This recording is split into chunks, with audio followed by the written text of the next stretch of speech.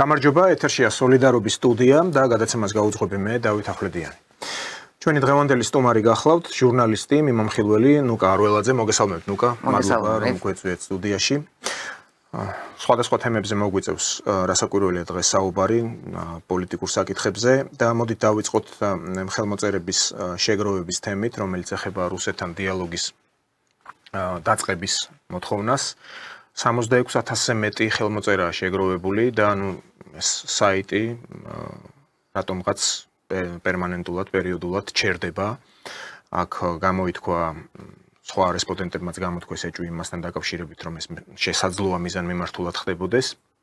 მაგრამ თავარი და მნიშვნელოვანი საკითხი არის თავად ამ ხელმოწერების შეგროვება და ის არსი, რასაც ეს ეხება, ანუ რუსეთთან დიალოგის დაწყება.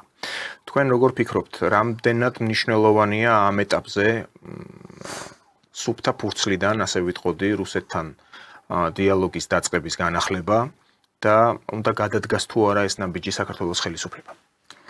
ერთ მნიშვნელოვნად აი ამაზე პირდაპირ გიპასუხებ, უნდა გადადგას ეს ნაბიჯი ყველა ვარიანტში და მეორე, რასაც ვიტყოდი, მე პირველ ხუთეულში ვარ, ვინც ხელმოწერების დროს ხელი მოაწერა მანიფესტს, ესე ვთქვათ.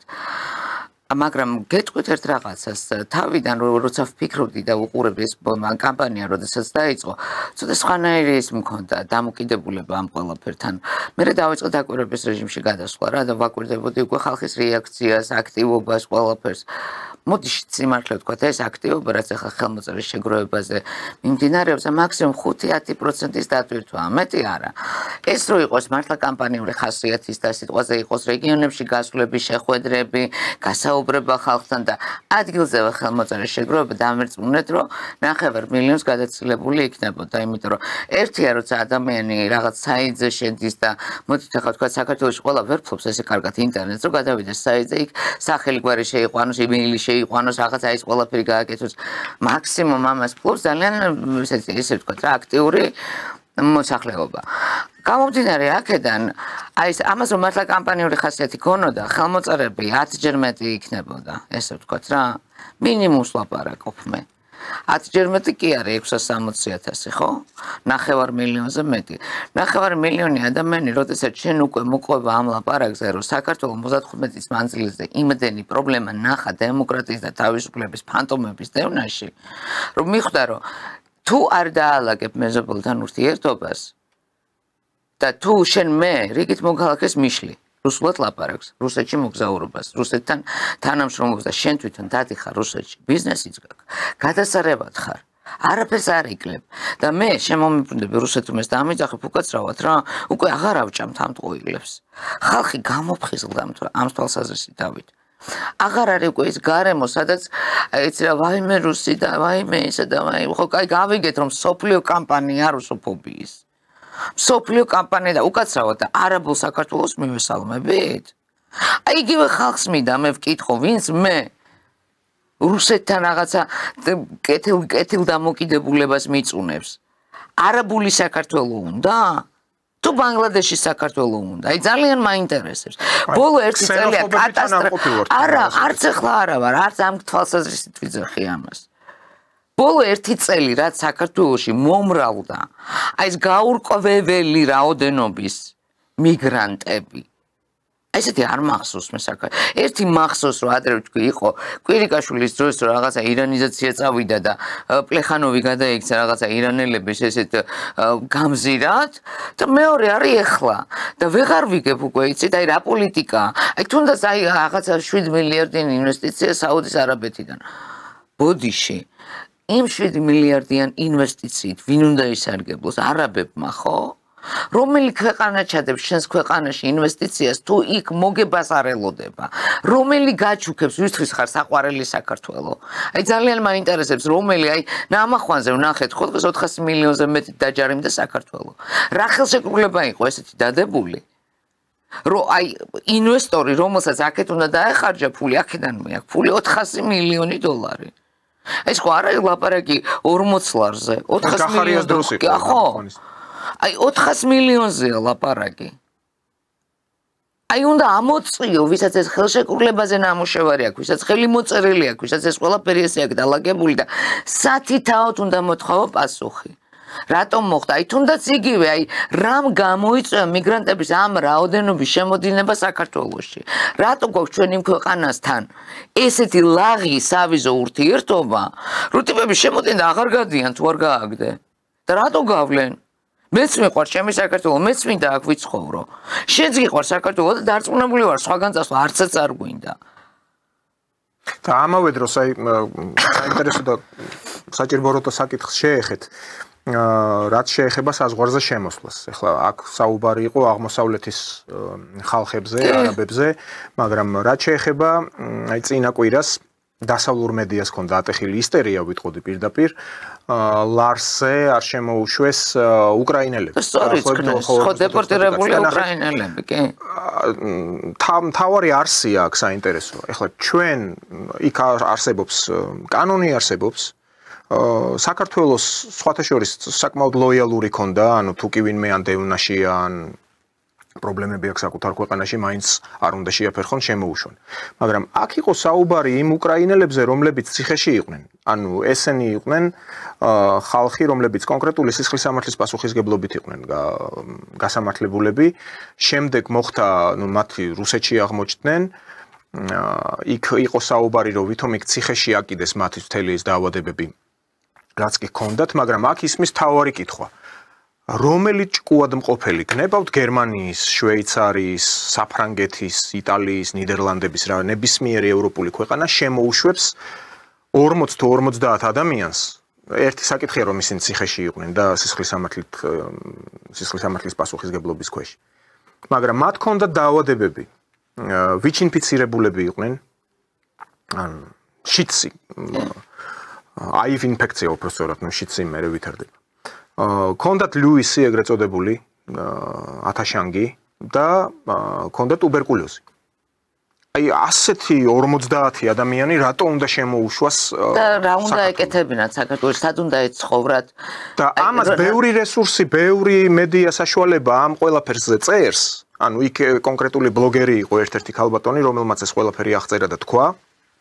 მაგრამ დასავლურ მედია საშუალებებში, ფლაგმან მედია საშუალებებში მიდის პირდაპირ საქართველოს ხელისუფლების ბულინგი, რომ რატო არ შემოუშვეს ეს ადამიანებიო. რომ იქ თურმე რუსეთში იჩაგრებიან და საქართველოს აი რა ვერაგულად იქცევა არ უშვებს ამ ხალხს. პირველ რიგში საქართველოში რაც უნდა მოხდეს, დავით, უნდა მოხდეს აი ეს რუსოფობის გამბლოკვა. აი მე ამას ვიტყოდი რა, იმიტომ რომ იცი რა, არც ერთ ქვეყანასთან, მათ შორის არც თურქეთთან ჩვენ ამ ხელას საზღვარი არ გვაქვს, რაც გვაქვს რუსეთთან. გვინდა არ გვინდა, ჩვენ ვართ დამოკიდებული რუსეთზე. და ამასთანაც სხვათა შორის იყო ესეთი რაღაცები, რამოდენიმე სოციალურ ქსელში რამოდენიმე მასწავლად, რომ აუ სამხრეთ კავკასია რუსეთის გარეშეო და უკაცრავად რუსეთის გარეშე ვის ხელში, თურქეთის თუ ირანის. მოდი რა ეს არჩევანი რო ედგა ერეკლე მეორეს, იმიტომაც დადო ტრაქტატი რუსეთთან, რომ ეს საშიშროება ისლამიზაციის საქართველოს ედგა მაშინ და ვინ დაიცავს საქართველოს უკაცრავად. აი ხა ვინ არის საქართველოსთვის მფარველი, აი ესე თქვა ქოლგა, რომელიც შენ აი არ მოგცემს იმის საშუალებას, რომ აი დანებდე რაღაცა საშინელებები აკეთო, ხო, აი გვაქვს ხო მილიონი მაგალითები გვაქვს ისტორიის, ხო? ბოლო-ბოლო არ უნდა გამოვფხიზლდეთ? რას ველოდებით? მე ეს არ მესმის, იცით? იმიტომ რომ მე ეხლა უფრო კარგად მესმის მეფე ერეკლესი, ვიდრე მესმოდა როდესმე. აქ ფორმულა მარტივია, საქართველოს ქართველები თავის თავს აი ამ შემთხვევაში რაც თქვენ ბრძანეთ ვერ დაიცავს. ვერანაირად, არა ვინ დაგიცავს ნატო, ამერიკის შეერთებული შტატები, ბრიტანეთი თუ საფრანგეთი, რომელიც დღე და ღამე რომელთა ელჩები იმას ლამობენ, როგორ დაამხონ ხელისუფლება, რომელიც ავირჩიეთ ხალხმა და როგორ დაამხონ ქვეყანა, რომელიც შექმნა ხალხმა და როგორ დაამარცხონ კაცი ბიძინა ივანიშვილი, რომელმაც 13 წელი ქვეყანას ამოასუნთქა ომის გარეშე. აი ამას არ გვპატიობენ, დავით. აი ეს არის საშინელება და ამას არ გვპატიობენ და პარალელურად ხედავ ისეთ მოვლენებს, რომ ფიქრობ, რომ ბიჭო, აი ამ საქართველოში მე ვცხოვრობ. და ეგ არის საინტერესოა ეს ევროსაპარლამენტო ასამბლეის რეზოლუცია, მორიგი რეზოლუცია. უკვე დასტა აქვთ მთელი, სადაც პირდაპირ მიგვითითებენ, რომ ახალი არჩევნები უნდა ჩატარდეს. ხო, ახალი ჩავატაროთ ის არჩევნები და მოდით რა თქვენმა პარტიამაც მიიღოს მონაწილეობა. არ აინტერესებთ რა რასკლადი დაჯდება? მე ვიცი რა რასკლადი დაჯდება, მე ვიცი ადამიანების განწყობა როგორ შეიცვალა.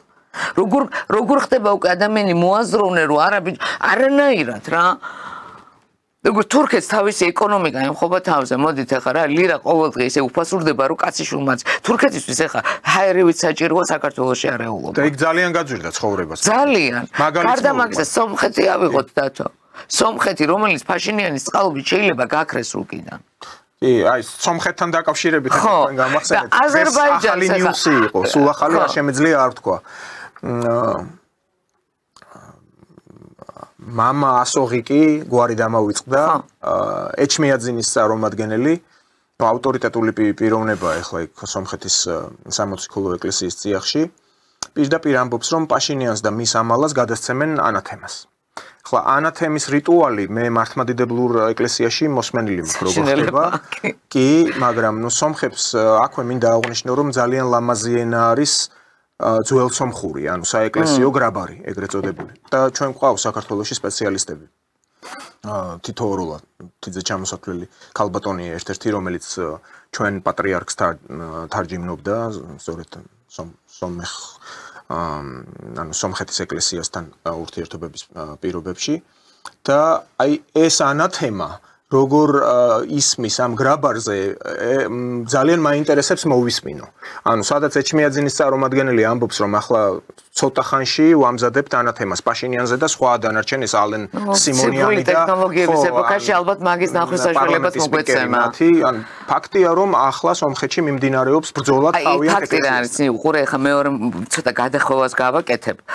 ალბათ რუსეთისთვის სამხრეთ კავკასიაში ყველაზე დიდ მტრად მოვიაზრებოდით ჩვენ და საერთოდ სხვა სურათი დაუჯდათ. ფაქტია რომ ტიპები ვინც მუშაობენ სამხრეთ კავკასიაზე არასწორად განსაზღვრეს რაღაცეები. იმიტომ რომ საქართველოში ქართულ ხალხს საღად აზროვნება. დიახ. რუსეთზე ვამბობ, იმიტომ რომ ახლა რუსეთის პოლიტიკაზე ძალიან ბევრია დამოკიდებული მშვიდობა იქნება თუ არა კავკასიაში. მოდი შევთანხმდეთ რა. იმიტომ რომ ჩვენ დღეს კიდე თუ რაღაცას აი ჩვენი პოლიტიკით, პრაგმატული პოლიტიკით გამოგვივიდა, იმიტომ რომ თანხმედრაში სიტუაციურად დაემთხვა ჩვენი ინტერესები რუსეთის ინტერესებს. მე ხო არ ვამბობ რომ რუსეთის ინტერესები შევასრულეთ, არა, სიტუაციური დამთხევა მოხდა. და ძალიან კარგი რომ ესე მოხდა. ისტორია ისე ალაგებს რაღაცებს, ჩვენ რომ გონია რომ ადამიანი მაინც ისტორია და ღმერთი ალაგებს რაღაცებს, ადამიანებს აქვთ შესაძლებლობა რომ ცოტა სხვანაირად შეხედონ რაღაცებს, გაიგე, მაგრამ სურათი ჯდება სხვა რეალურად. და ჩვენ სიტუაციურად გაგვიმართლა, რომ ბოლო წლებში ჩვენი და რუსეთის ინტერესები დაემთხვა ერთმანეთს. ჩვენ მშვიდობა გვინდოდა და რუსეთს არ უნდოდა ომი კავკასიაში.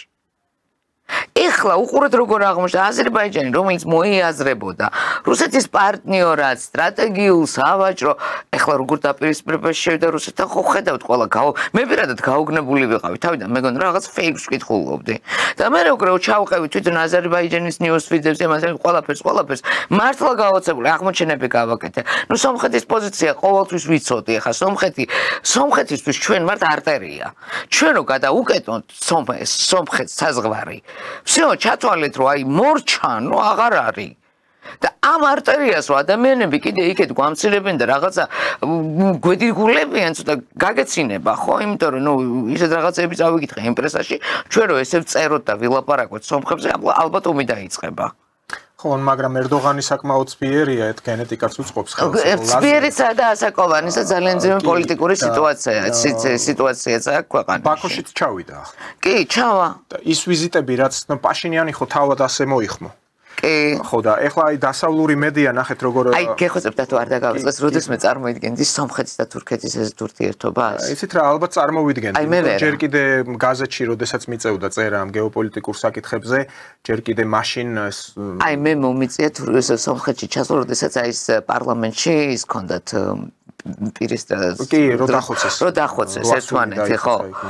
აი მაგის მე მომიწია მე სომხეთში ყოფნა და სასტუმროში ჩავედი და მოვითხოვე ყავა რომელი ყავა გინდა მეთქი თურქული თქო და ისე შემომხედა ისა მიმტანმა და რომელი ყავა გაქვთ მეთქი მივხვდი რომ რაღაცა სწორად არ ვთხარი ამერიკული და სომხური მაშინ სომხური მომიტანეთ მეთქი ხო მომიტანა თურქული ყავა რა თქმა უნდა და სომხეთში შეურაცხყოფათ ითვლება ადამიანს ეთქვი რომ შეხარ თურქი ხო და ამიტომ ხო და იცი რა არის აი გაოგნებული ვარ იმიტომ რომ მე იმდენად აი ცუდი დამოკიდებულება წავიკითხე თუ არა ეს ერთი მაგალითი მოგიყავი თორემ მე ეგ შეხვედრებზე იმაზე ამაზე სრული არატანა ქონდა თურქებისა დღეს ლამის ერთ ოჯახად წარმოგვიჩინონ თავი გასაოცარია მე ამას მართლა ვერ წარმოვიდგენდი დათო იცით მე მიფიქრია ამაზე ჯერ კიდე როდესაც ეს ხავერდოვანი რევოლუცია მოხდა სომხეთში ფლატ ისეთი ტიპის არ იყო როგორც საქართველოში თუმცა ეს პაშინიანი რო დარბოდა თავის ზურგჭანთი და ველოსიპედით ნუ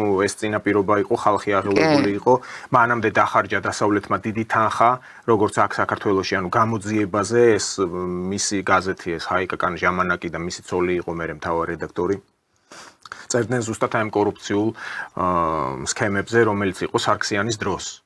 და ნუ კოჩარიანის და სარქსიანის კლანი ეს ნუ ორი კლანი თვითონ ყარაბაღელები იყვნენ ესენი და თავად სომხებს მობეზრდათ ეს და უნდათ უფრო სხვა თანამედროვე პრინციპში მაგიტომაც გავიდა სააკაშვილ ჩვენთან 2000 ძალიან გავდა ამაზე და სომხების დიდი ნაწილი დიდი როგორ ნახევარი სომხეთის მოსახლეობა ანუ ერთი სეგმენტი მიიჩნევდა რომ ბალასტია ეს ყარაბაღი მათთვის ვინაიდან თავადაც არ აღიარებენ ვერაფერს ვერ შვებიან სტაგნაცია ნუ არის თაგორიანი ადგილი ცხოვრობდა 200,000 ეროვნებით სომეხი მოქალაქე მოსახლე და ვერაფერს ვერ შვებოდნენ მაგრამ აზერბაიჯანს რესურსი ჰქონდა გარდა იმისა რაც იურიდიულად დავა ჰქონდათ ამ რეგიონთან დაკავშირებით მოწადინებულები იყვნენ ეს მთელი რესურსი მოეხმარათ აგე უკვე აეროპორტიც კი ააშენა იქ ალიევმა და გზები დააგეს და თავიდან ააშენეს ეს ქალაქები მოკლე დროში ხო და აი სომხეთში ჰქონდათ ეს განცდა რომ იცით რა მოდით ამას გავანებოთ თავი ჩვენ თავს მივხედოთ თან ისტორიული მეხსიერება სომხებსაც აქვთ ჩვენი არ იყოს ქართველების მთელი ის ინტელიგენცია პრინციპში დასავლეთ სომხეთში როგორც თავად უწოდებენ დღევანდელ თურქეთში ცხოვრობდა ეს არის ყარსი მუში ქალაქები საიდანაც მოხდა გასული საუკუნის 15 წელს ეს გენოციდი და ეს მათი განდევნა დიდი რაოდენობით. ჩვენთანაც კი თბილისში მცხოვრები სომხების აი პანთეონი ხოჯევანგის სადაც ახლა წმინდა სამების ტაძარია ეს ადამიანები პრინციპში წამოსულები იყვნენ იქიდან. იქიდან კი აი გენოციდის მერე კი გენოციდის მერე. ხო, ანუ უფრო რაფინირებული სხვანაირი ჩვენთან ანუ აულაბარში მცხოვრები და ძველ თბილისში ორთაჭალაში და ეს სომხები არიან მათი შთამომავლები და ბევრად სხვანაირი მენტალობის ხალხი არიან ვიდრე ძალიან დიდი განსხვავება ახლა შენ ხარ ნამყოფი და ვიცი ამას ვერ მიხვდება ადამიანი თუ იქ ადგილობრივი სომხები არ იცის და იმათთან ვაფშე სადა დედამიწა რა აბსოლუტურად აი რადიკალური სხვაობაა ხო და ნუ აი აქედან გამომდინარე ვამბობ რომ სადღაც ისინი შესაძლოა თანახმაც იყვნენ აი ამ ახალ გათვლაზე რომ გაიხსნას გზები სომხეთსა და თურქეთს შორის დაალაგდეს ურთიერთობა აზერბაიჯანს შორის უბრალოდ აღიარონ ერთმანეთს ხო მაგრამ მოდი მეორე ფაქტორი არ დაალაგდება მეორე ფაქტორი არის არა თუ არ დაალაგდება მომდევნო 10 წლებზე რაიმედიც მაგათაც ზანგეზურის თემაში დათო მოდი რა ეხა რუსეთი ლობიოს არ ხარშავს რა არც ჩინეთი არ ხარშავს არც ჩინეთი არ ხარშავს ლობიოს ნუ ირანი რო ლობიოს არ ხარშავს და ურანს ამდიდრებს გავიგეთ უკვე ყველამ ხო და ფეხები რო ვერ მოჭამა ტრამპმა მისი აი ვიორებით და ფაქტიურად ეხა რაჭის ამერიკას ხო მიდის იმის ატრიალება რომ არა ჩვენ მაგრები ვართ მაინც მაგრამ ვართ აი ამის მტკიცება იმ დონეზე ჭირდება ეს რომ დღეს ისიც კითხვა არის პუტინის იმაზე რო ვილაპარაკეთ რომ არა ვარ კმაყოფილი საუბარით ოჰ არ დაიძინებს ამაღამ პუტინი. არა, ეს ნიშნავს ტრამპის ეს აღიარება და ამ 1 საათიანი სატელეფონო საუბრის შემდეგ კიევის მასირებული დაბომბვა ყველანაირი ბალისტიკური და ისკანდერებით და კინჟალებით და კიდე ამ დრონებით ეს გერანებით, ნუ ირანული წარმოების იყო თავიდან, მაგრამ ეთყობა ლიცენზიით, ნუ დაარქვეს რუსული სახელი გერანი ქვია ახლა მას და 500-მდე დრონი გაუშვეს. ანუ იქ იყო ინფორმაცია ასევე რომ ჰაერსაწინააღმდეგო თავდაცვამ უკრაინულმა გააუნებელყო გარკვეული ნაწილი, მაგრამ ახლა სადაც კიევი იბომბება ევროპის აღმოსავლეთ ევროპის ერთ-ერთი დიდი ქალაქი, დედაქალაქი, 5 მილიონიანი დედაქალაქი. 3 მილიონი ნახევარი საქართველოა. აი ამ გამოშტერებულ ოპოზიციას არ ვიცი. რომ ის ფილოსოფია თუ არაც უკრებს აქვს, რომ მოდით ჩვენ გავწყდეთ ყველა ჩვენი ღდინი აღარ იყოს, მაგრამ აი პრინციპის გამო რუს ბოლომდე ვეომოთ, თუ აი ამის დანერგვა უნდათ აქ ჩვენთან ამ ახალგაზრდებს ქართველი ერთი აღარ დარჩეს. ერეკლეს დროს თუ 400 ოჯახი ვიყავით და საერთოდ 4 ქართველი დარჩეს საბოლოო ჯამში. მაშინ რუსკოვი რომელიც იმუქრებოდა რომ თბილისი დაუბომბოთო 90-იან წლებში.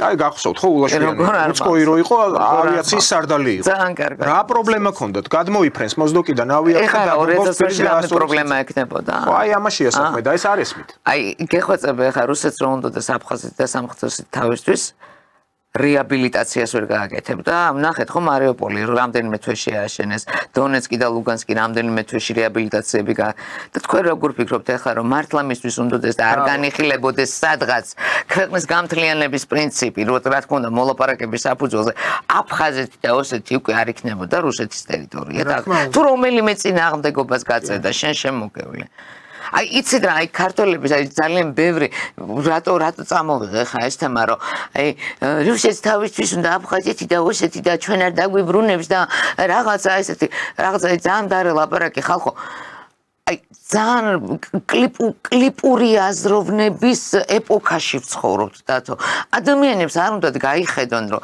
მოდი რა შეადარე რა შენ თუ ლაპარაკს არ დამიწყებ მე ნუ კარველაძეს რა პრეტენზია მაქვს მე ვერაზოს ვერ აგიხსნი შენ აპრეტენზია მაქვს და მე თუ შენ არ კითხე და თუ შენ აპრეტენზია გაქვს ჩვენ ამას აი ჩვენ სეპარატისტები უწოდეთ ჩვენ მოქალაქეებს დათო აფხაზებს და ოსებს ვუწოდეთ სეპარატისტები როცა ჭირდებათ ხო მაშინ ძმებს ვეძახით და ხო ჩამოვყალიბდეთ ვინ არიან ძმები თუ სეპარატისტები ისინი ჩვენ გვეძახიან ფაშისტებს დამპყრობელ ფაშისტებს აი წარმოგიდგენთ რა დონეზე არის ორივე მხარეს ნამუშევარი რომ აი ამ კლიპურად ვინც აზროვნებს იმ ადამიანების კატეგორიაში საათობით გიწევს ლაპარაკი რომ აუხსნა რომ ეს ჩვენი არ არის ეს თავს მოხვეულია ჩვენ ესე ვერ გვგძულს ადამიანი ქართველებს არ გვგძულს ხალხი იმიტომ გადავრჩით რომ ჩვენ ადამიანების სიძულვილი არ გვქონია ბოროტება მართლა არ გვქონია სისულელე იცოცხლე ოხრად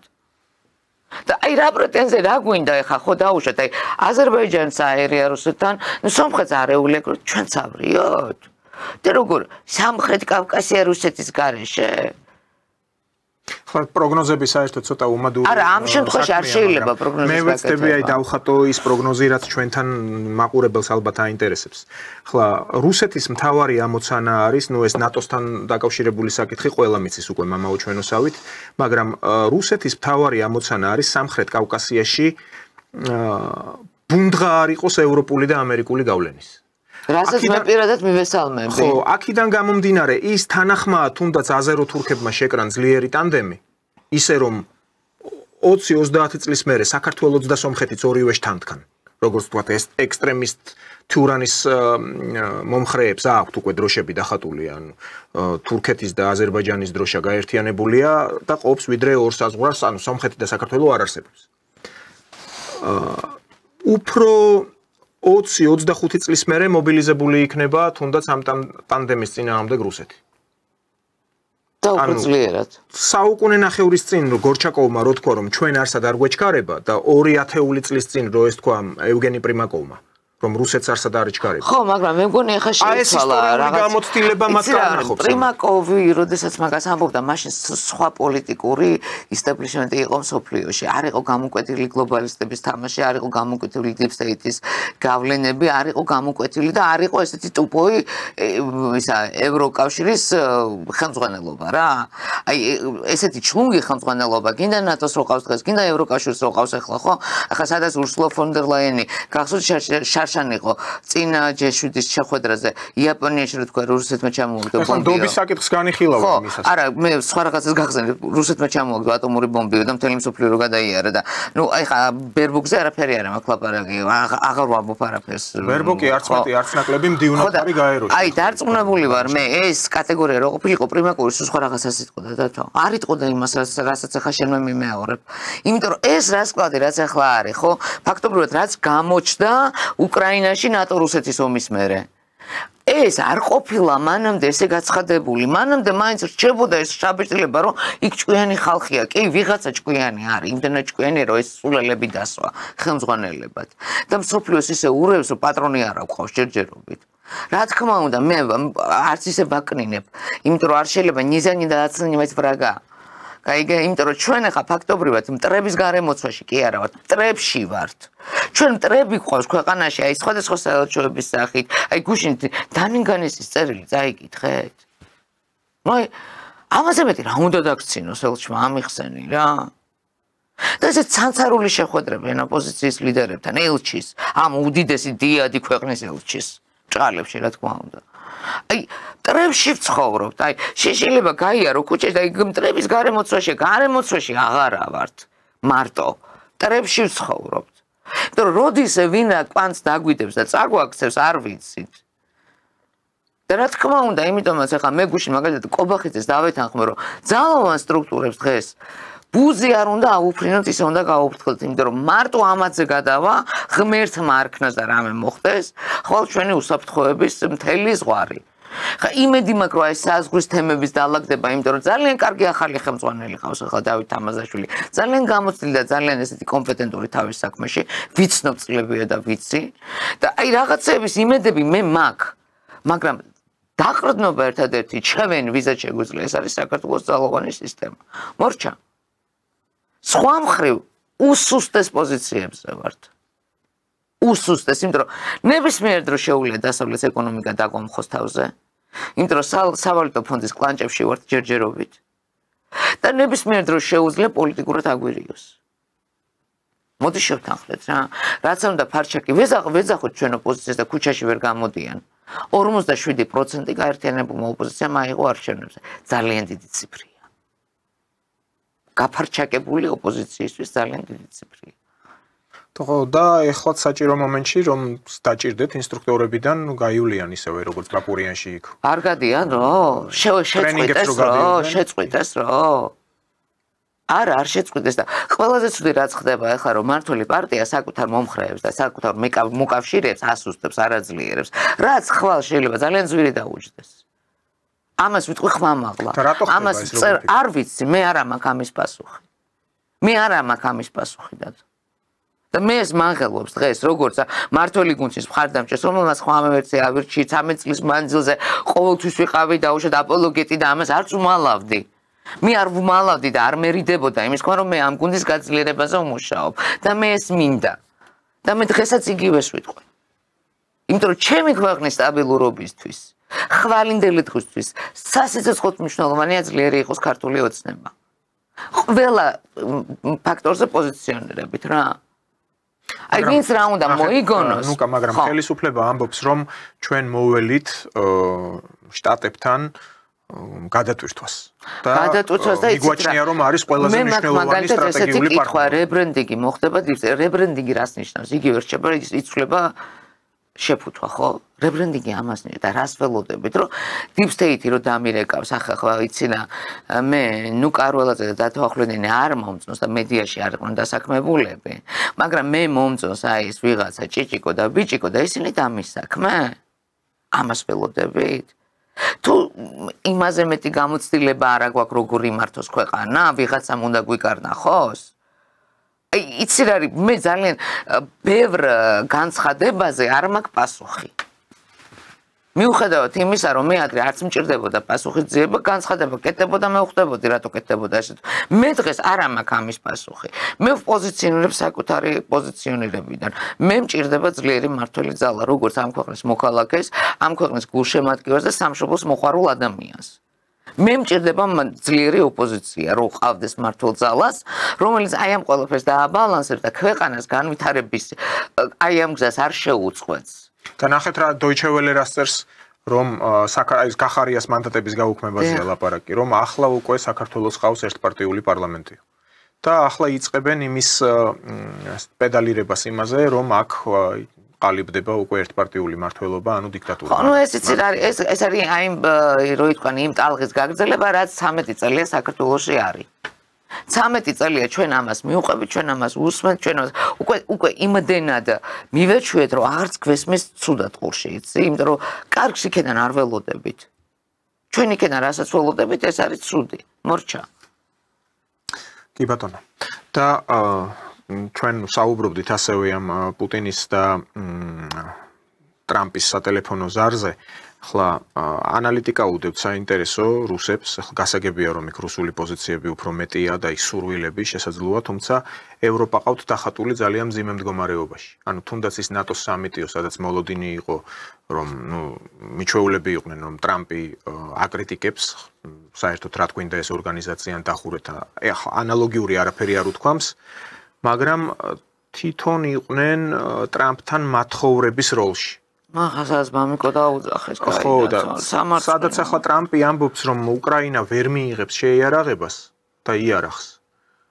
თან ისეთი დიპლომატიურად ისე გაატარა ეს განცხადება, ისე გააკეთა რომ მარტო უკრაინა არ უხსენებია, კიდე რამდენიმე ქვეყანაა. ანუ დახატა რომ ჩვენი თავისთვის, ანუ ამერიკელებისთვის იარაღის პრობლემა აქვს, ხო? და ამ სატელეფონო საუბრის მერე რომ ამბობს რომ არ ვარ კმაყოფილი პუტინთან საუბრით და აქ კიდე მასირებული დარტყმა ხორციელდება კიევზე, დედაქალაქზე. ეს რას ნიშნავს? ეს ნიშნავს იმას, რომ სადაც აი ამ ყველაფრის ფონზე, აი ამ ნატო სამიტის შემდეგ მაკროლეონმა, ნაპოლეონი როგორია თავისთავად დაურეკა პუტინს. წარმოედგინა ვინმეს რომ მაკრონი დაურეკავდა პუტინს. ანუ გამოჩნდა რომ უკვე ხელები დაიბანა ამერიკის შეერთებულმა შტატებმა ამ ევროპას შეტენა ეს პრობლემა თავის ტკივილი რასაც ქვია ეს უკრაინა. და ამაზე არავითარი რეაგირება არ ქონდა. ნუ კი ის ეტიკეტია, ესაუბრა პრეზიდენტია, მაგრამ რომ ნახა მაკრონმა რომ არაფერი არ გამოვა და რუსეთი გააგრძელებს თავის მიზანს რაც აქვს და იგივე გაუმეორა ახლა ტრამპს. საბოლოო ჯამში რა მოლოდინი არის? რაიმე სანქცია უშველის რუსეთს გააჩერებს? არა პირიქით, ახლა რუსეთი ისე მიეჩვია სანქციებს რო არ დაუწეს, რომ ის გაუკვირდებათ. თორე რო უწესებენ უკვე სანქციებს იმდენად მოერგნენ და იმდენად ადაპტირება გააკეთეს, რომ სანქციებმა პირიქით დაიწყო მუშაობა, ხო ხედავთ არა, ევროპაშიც, ამერიკაშიც ყველგან. მე უფრო რას ვფიქრობ, იცი, ტრამპის შიში, მე ესე ვიტყოდი უფრო შიშს, რომელსაც არ გამოხატავს, რა თქმა უნდა, არ იწყვს რომ მეშინიაო, დაიწყო ირანის მერე. ტრამპი დარწმუნებული იყო, რომ იმ დაბომბვით ირანს მართლა გაუნადგურა. ყოველ შემთხვევაში თუ არ გაუნადგურა, ის ჩააბეტონა მაინც იმ კლდეში. და მოწოდებებიც ხო გახსოვთ, რომ ირანელები გამოვიდოდნენ და დაამხობდნენ აიათოლის. იმ დონეზე იყვნენ დარწმუნებულები, რომ ამას გააკეთებდნენ, რომ 25-ში ქონიათ რაღაც კონფერენცია ისრაელში და დაგეგმილი უკვე, რომ ირანის შემდგომი ცხოვრება როგორ გაგრძელდებოდა. წარმოიდგინე რა და აი მოხდა საპირისპირო რა. იცი რა არის, ალბათ ამერიკა იმასაც არ ელოდა, რომ რუსეთი თავის პოზიციონირებას ირანის მიმართ ესე გამოხატავდა. ჩრდილოეთ კორეა უკაცრავად უკვე ვეღარ იგდებს მასხარად, რასაც მოუხედავ ამ კიმ ჩენ ირს. ჩრდილოეთ კორეაზე დღესაც იყო ინფორმაცია, რომ გაასამაგებს წარგამილებს. მოდიშევთ ბელორუსიაზეც მოწიწებით დაიწყეს ლაპარაკი იმის მერე არეშნიკი იქ დამკვიდრდა და განთავსდა და ანუ ამით პრაქტიკულად იმიტომ არის უკმაყოფილო ტრამპი, რომ რუსეთმა თავისი პოზიციონირება მარტო კი არ ალაპარაკა, დაანახა. და ეხლა მიდის იცი იმაზე ლაპარაკი, რომ როგორ გაიყოფა სამყარო, გაყოფა რო დაწყებულია ფაქტია. გაყოფა რო გაგრძელდება ფაქტია. და ის რომ ჩვენ რუსეთის ინტერესების სფეროში ვართ, ესეც ფაქტია და რაც უფრო მალე მოვალთ გონზე და რაც უფრო მალე დავიწყებთ რაღაცა მოლაპარაკების და ურთიერთობების დაალაგების ეტაპს, არ იქნება ცუდი, სხვათა შორის ორივე მხრიდან. იმიტომ რომ ფაქტია დაგვანახა ჩვენ რუსეთის პოლიტიკა სამხრეთ კავკასიაში არ არის ძლიერი რო ყოფილიყო აზერბაიჯანი ამდენს ვერ გაბედავდა. ვერ გაბედავდა, ნუ სომხეთზე არ მაქვს ლაპარაკი, აზერბაიჯანი ვერ გაბედავდა. ეს ნიშნავს რომ რაღაცა გათვლებში შეცდომებია დაშვებული. აზერბაიჯანთან მიმართებით ახლა ბევრს თუ გონია, კი ძლიერი ქვეყანა არის ჩვენთან შედარებით, ნუ რა თქმა უნდა ძლიერი იმდენად რამდენადაც ზედაფენა ყავს ძლიერი, თორემ მასა ძალიან ღარიბია. არა, რესურსებიც აქვს, გასაგებია ნავთობი, გაზი, დოულათი შემოსავალი, შეიარაღება, ნახეთ იმ 44 დღიან ომშიც რომ ბევრად აღემატებოდა მისი შესაძლებლობები თუნდაც სომხეთისას, მაგრამ აქ არავის არ უნდა დაავიწყდეს რომ რუსეთს კასპიის ზღვაში ყავს ფლოტილია. ეს ჯერ კიდე სტალინმა განხორციელა თავის დროზე, იმიტომ რომ იცოდა რომ ირანში ნავთობი არის და ესეთი სტრატეგიული მიმართულება იყო. ანუ კასპიის ზღვას მართავს აკონტროლებს რუსეთი. ხო და ეს არავის ხო სადაც 5 მილიონიანი კიევი ბომბება ისკანდერებით არ მინდა ეხლა ისე გამომივიდეს მე არანაირი ის არა მაქვს რა თქმა უნდა. არც ილუზიები. ხო, არავის ბაქოს არ შეეგუება, არავის ფეხის ბაქოს მიწვენაზეა რუსეთის შეერარებისთვის, ასე რომ ეგ არანაირი ასები. მე მაინც ვფიქრობ, რომ ბაქო და რუსეთი საბოლოო ჯამში დალაგდება ისე როგორც ეს რუსეთის ინტერესებში იქნება, ამაში ეჭვიარმეპარება და ბაქოს მოუწევს უკან დახევა. თუ არ დაიხევს უკან და ვიცით ეს შედეგი შეიძლება დასრულდეს, იმიტომ რომ რაც უნდა კასპიის ზღვა გქონდეს, თუ ვერ გამოიყენებ, გქონდეს რამდენიც გინდა იმდენი. ჩვენც გვაქვს შავი ზღვა, მაგრამ ვერ ვიყენ. კი. იმიტომ ვერ ვიყენებთ, რომ აქედან ესენი გვაზიან თავზე, იქედან ისინი გვაზიან თავზე და საერთო ჯამში პლაჟებათაც ვერ ვიყენებთ ნორმალურად, ესე ვთქვათ რა.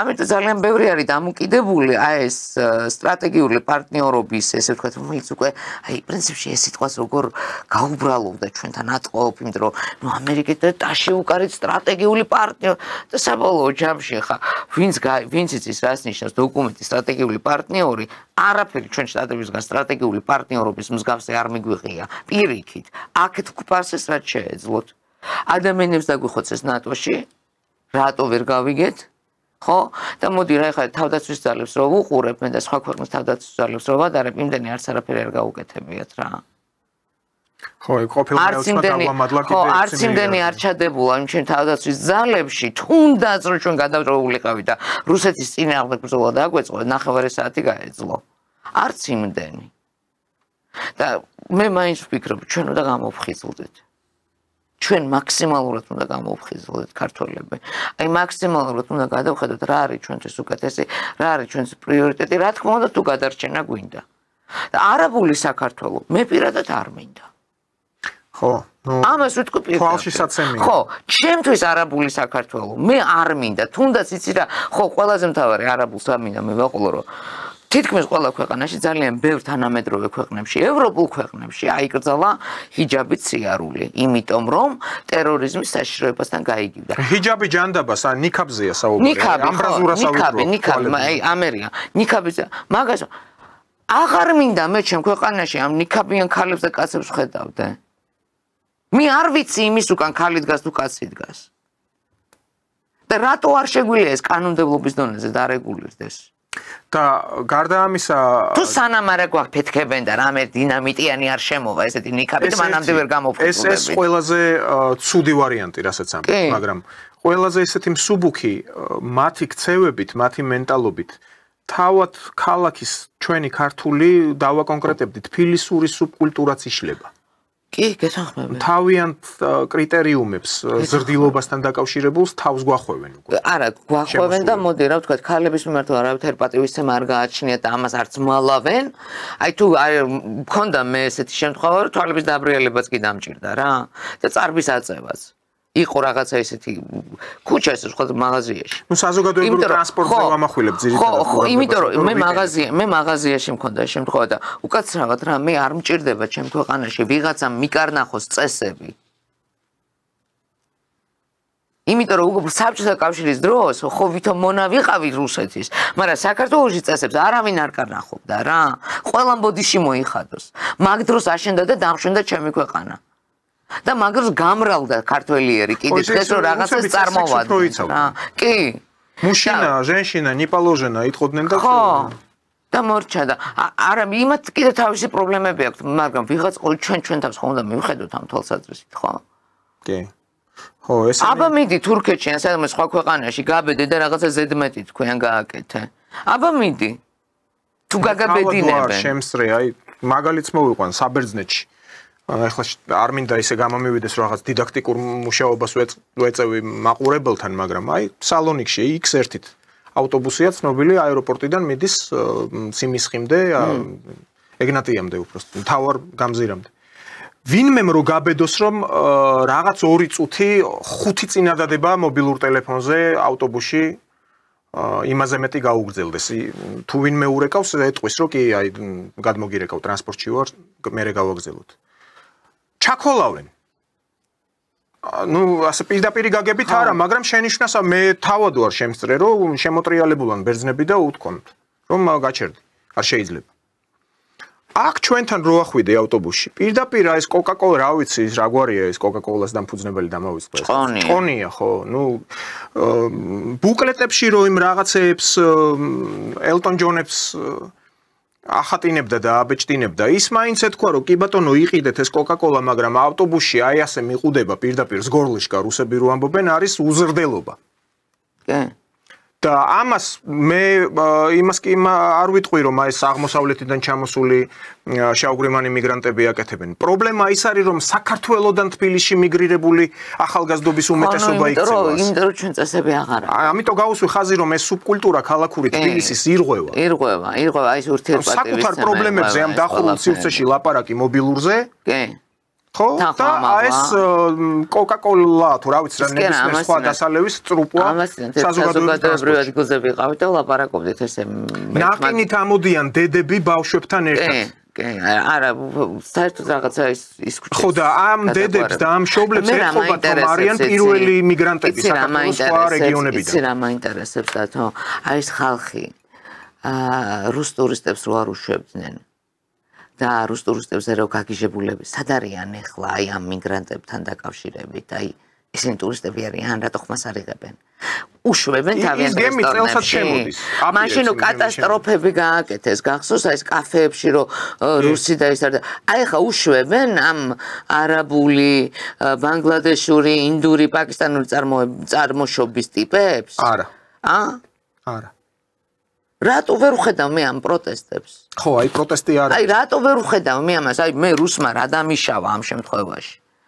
უკაცრავად რა, ჩვენ რო დავждეთ და კარგად განვიხილოთ 90-იან წლებიდან დაწყებული დღემდე რა, როგორ მოხდა და ვინ რა გააკეთა, ვინ რა დაუშავა საქართველოს, მე გეტყვეს, პირადად ჩემთვის ქართულმა მე რო დამიშავა, ისე სხვა ეროვნებას არ დაუშავებია. აი პირადად ჩემთვის. და დარწმუნებული ვარ, ძალიან ბევრი ქართველია ესე რა. რა მოხდა აფხაზეთში? ჩვენ ამაზე როდესმე გვილაპარაკია? რა მოხდა სამხრეთ ოსეთში? ამაზე როდესმე გვილაპარაკია? რატო მოგვინდა უცებ და გავაუქმეთ ავტონომიები? და დავტოვეთ მარტო აჭარა. აი რატო მივეცით ჩვენ აი პროვოცირებას, აი ნავზე ცეცხლები რატო დავანთეთ? აი რატო არ არის ამის პასუხი? იმიტომ რომ დღეს ესე ყოფილიყო საქართველოს დანაკუწებული? იმიტომ რომ აი ეს სამხრეთ კავკასია გამოეგლიჯათ რუსეთისთვის და კავკასია ზოგადად და ამისთვის აი ეს ერების ერთმანეთის გადამტერება იყო იდეალური სცენარი? ხონდა მოვიდეთ ასე, ხონდა გამოვხიზდეთ. კაი, მე მაშინ 16 წლის ვიყავი და პატარა ვიყავი და ვერ ვაზრუნებდი, არ ვიცოდი და ბოლომდე არ მესმოდა, მაგრამ მეც კი მაშინ აი ეს კითხვები მქონდა რომ რა მოხდა, რატო? იმიტომ რომ მე კლასელები მყავდა აფხაზები. ვმეგობრობდით არაჩვეულებრივად. ბათუმში ვიზრდებოდი. არაჩვეულებრივი ხალხი. სტუმართმოყვარე ხალხია. არანაირი განსხვავება მე არ მქონია. უშელიაში აფხაზურ ოჯახში წარმოიდგინე, მე სამხედრო გარადოქში ვიზრდებოდი, დავით და იქ ხო იცი მაშინ საბჭოთა ჯარები როგორ იყო, მამაჩემი სამხედრო ექიმი იყო. აი როგორ იყო საბჭოთა ჯარები, რომ უკრაინელი, ყაზახი, უზბეკი, ტაჯიკი, პოლონელებიც კი სოციალისტური რესპუბლიკებიდანაც კი იყვნენ და მე ისეთ გარემოში ინტერნაციონალურში გავიზარდე. ჩემთვის იმდენად დღემდე მიუღებელია ეს ერებს შორის რაღაცა ექსტრემისტული და სეპარატისტული დაპირისპირებები, რომ ძალიან მტკივნეულად განვიცდი ამას. და მაშინ ხო ყველა ესე იყო საქართველოში. რა გვაკლდა? ამაყი ქართველების მეტი რა ვინ გახსენდება რა მე იმ დროიდან? დაჩაგრული ერთი ქართველი მითხარე. გინდა კრიმინალურ სამყაროში და გინდა ინტელიგენციაში რა. დაჩაგრული ქართველი მითხარით რომელი იყო? არ ყოფილა.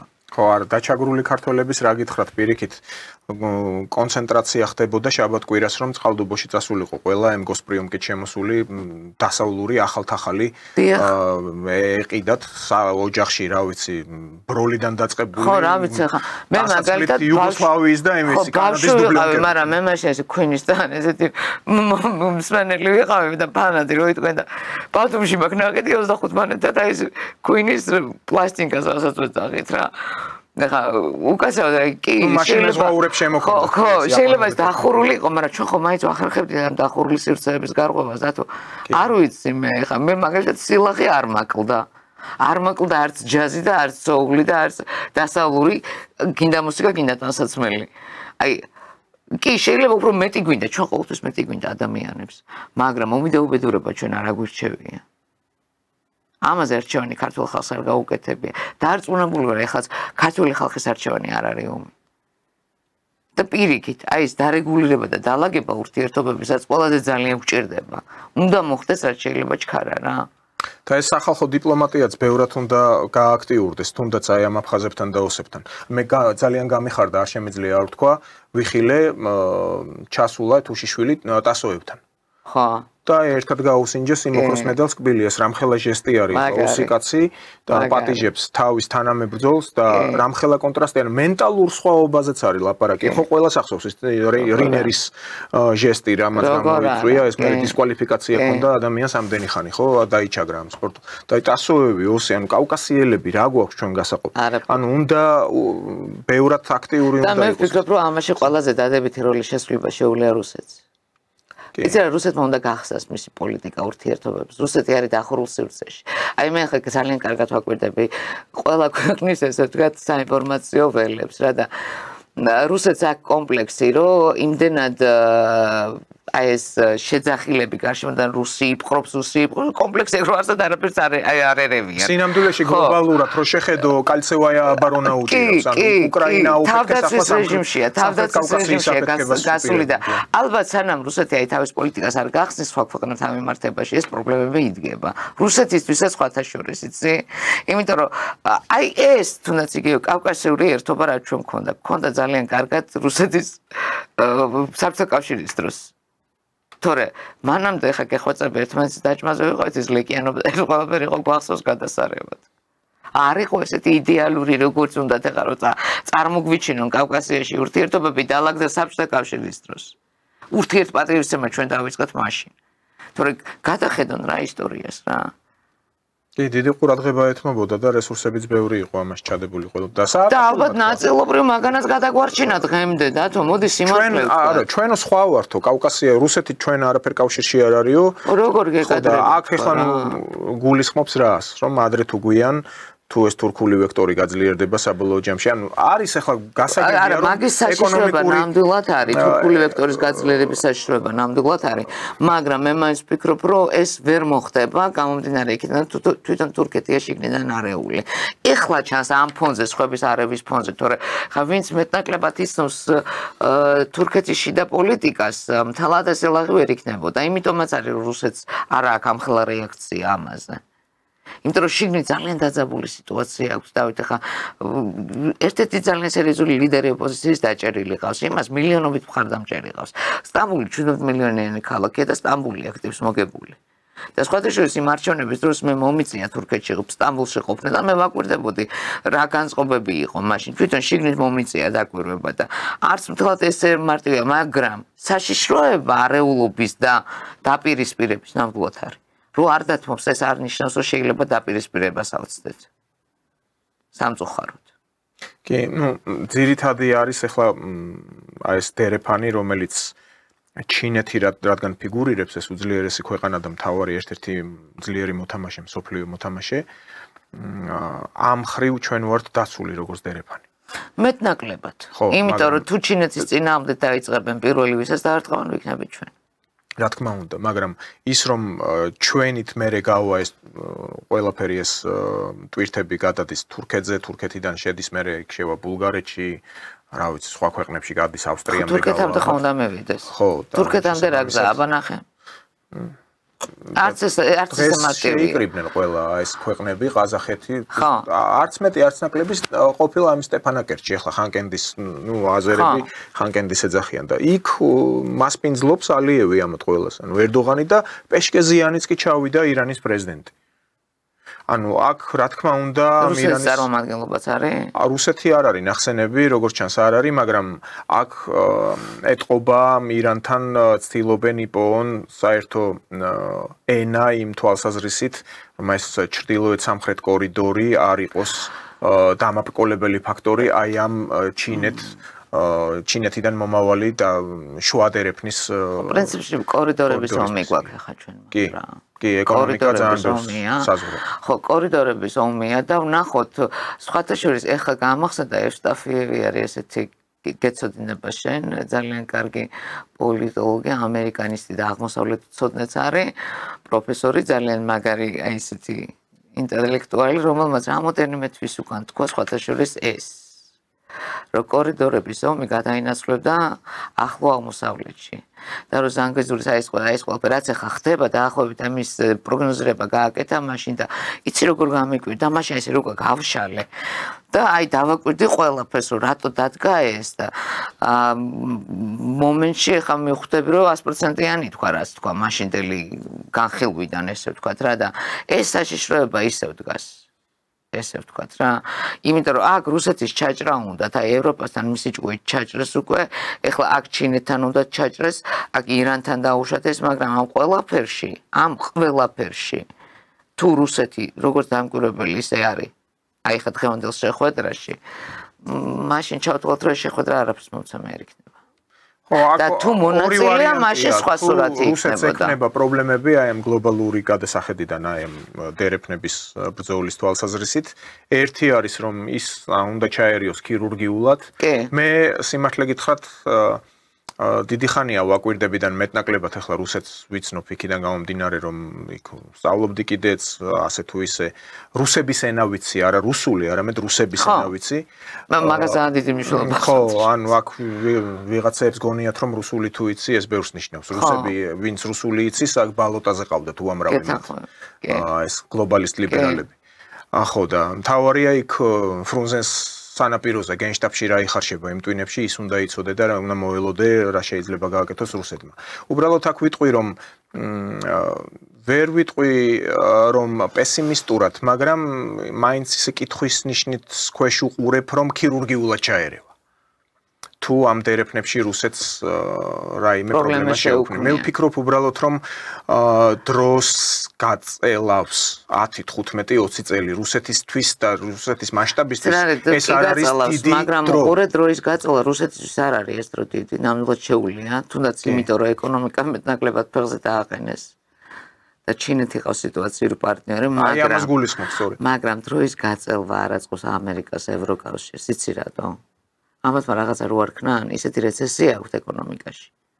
ჯერ კიდე უჭირავთ, კაი დაბეჭდავენ კიდე რამდენიმე ტრილიონ დოლარს. მაგრამ საბოლოო ჯამში ეს ხომ მაინც რეცესიას გამოავლენს.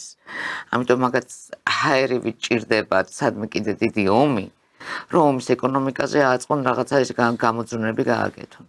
კი, ჯერჯერობით მე ვიმეორებ, რომ არ ეთყობა, არ ჩანს, ესე არ ეთყობოდა საბჭოთა კავშირს, იშლებოდა ბოლო 10 წელი, რომ დედა აღარ ყავდა, 80-იანი წლების ბოლო 10 წელი მხედველობაში და საბოლოო ჯამში მოხდა ის, რაც მოხდა. აი დაახლოებით იგივე პერიოდს გადის დღეს რუსეთი და რუსეთი არა, ეს გლობალური დასავლეთი და ჩავთვალოთ ჩვენთან 1987 წელს ხდებოდა. დაახლოებით ეს გავლენები, ეს ხდება ახლა იქეთ. აი პარალელი რო გავაკეთო. ხო, ევგენი შვარც ქონდა, რომ უცებ ჩამოიშლება. კი, უცებ მოხდება, იმიტომ რომ ნუ ახლა ჩვენ ხო ვიცით ახლა ვისაც ეკონომიკა მეტნაკლებად ესმის და უსწავლია, შეუსწავლია. ის ეკონომიკური მოდელი, რაც მსოფლიოში რანაირად ამუშავეს, მაგრამ ამუშავეს, იშლება, იმიტომ რომ ის მოდელი როგორც მოდელი არ არსებობს. არაფერზეა დაფუძნებული რა. არ არის ადამიანებზე დაფუძნებული. ბირჟებზე და აი ეს ვაჭრობებზე, ჰაერით ვაჭრობებზეა დაფუძნებული.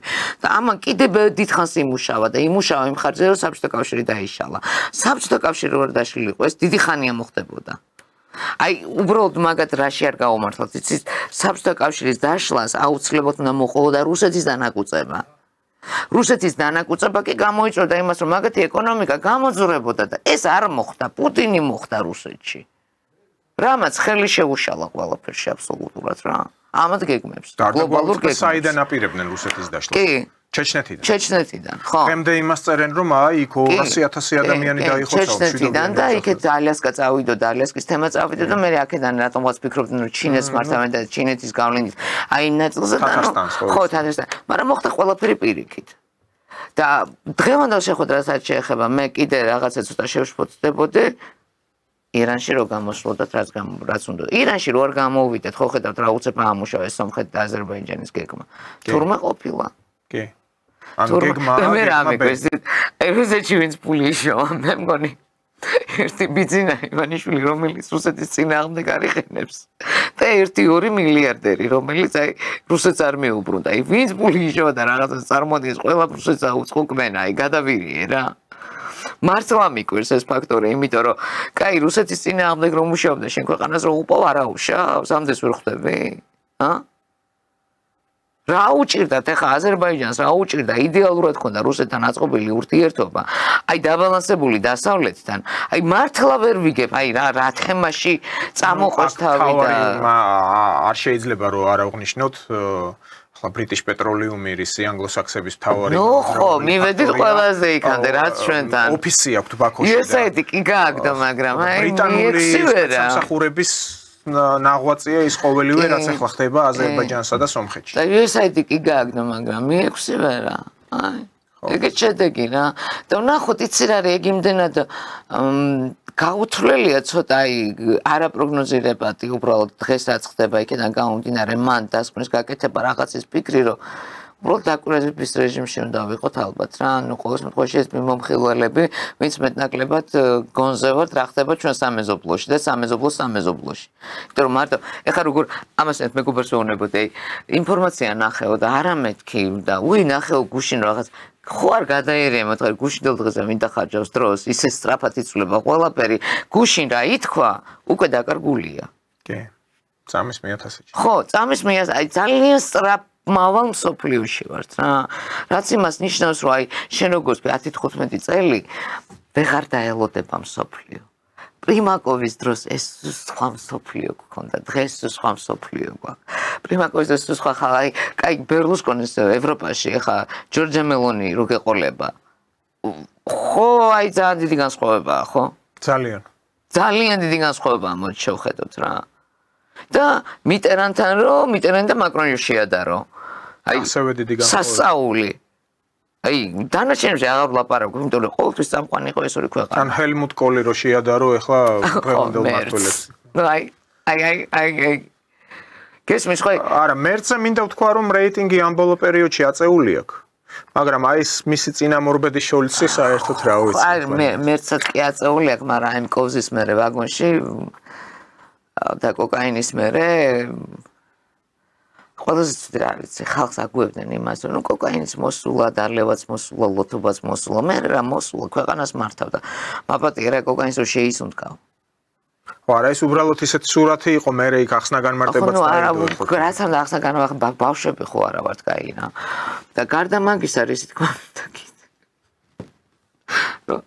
აი ფაქტობრივად რო უყურებ ხანდახან აი დილა ის იღვეწება ხო გინდა არ გინდა გადახედავ ინფორმაციას ჩართავ რაღაცას უყურებ ყოველ ისეთ ქვეყანაში ვართ რომ მე ყვავილების საკრეფად ხوارცავი და ვერ იტყვი დილით ხოდა ზეგადამიგო და ხმერთ დღესაც გადაარჩინე ჩემი სამშობლო მე არაფერს აღარ ფიქრობ ადამიანი რა აი მე პირადად აი ესეთი განწყობით ვიღვიძებ ხოლმე ხო ნუ არჩევნებია ახლა ოქტომბერში აქ საინტერესოა როგორ ჩატარდება, როგორ მოხდება ეს ყოველივე თან იმ ფონზე რომ ეს საპარლამენტო ასამბლეა ევროსაბჭოს იღებს ეს რეზოლუციას რიგარეშე არჩევნებს ითხოვს საპარლამენტო ასამბლეა ხო გამოვედით არა დელეგაცია მაინც არის იქ არის რიგი ქვეყნები რომლებმაც დატოვეს მაგრამ იყო პროტესტი ამ ოპოზიციის წარმომადგენლების მხრიდან და დატოვეს თვითონ დარბაზი მაშინ ერთი მომენტი იყო მაგრამ თვითონ ჩვენ მონაწილეობთ ან ევროსაბჭოს წევრი ქვეყანა ვართ